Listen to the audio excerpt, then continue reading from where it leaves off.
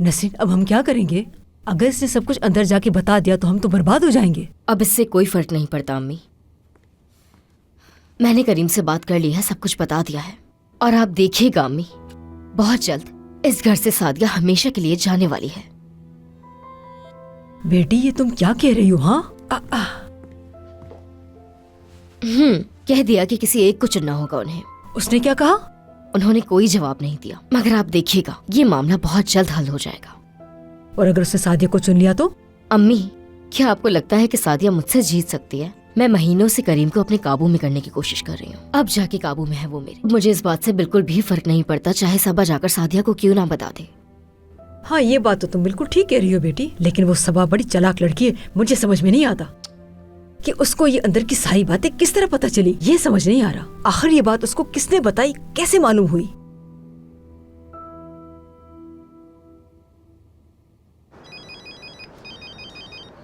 Hello Tuba. Hello Jim. और कैसी हो तुम? ठीक। क्या दोबारा चलें आज वहाँ पे? बिल्कुल बिल्कुल, क्यों नहीं। इतनी मुश्किल से तो हमें वहाँ का कोई सुराग मिला है। ठीक है, अम्मी की तबीयत कुछ ठीक नहीं है। जैसे ही उनकी तबीयत ठीक होती है मैं तुम्हें कॉल करती हूँ। क्या हुआ? अम्मी को सब ठीक तो है? मिलके बताऊंगी तुम्हें। चलो ठीक है, फिर मैं इंतजार कर रहा हूँ। अपना ख्याल रखना। और तुम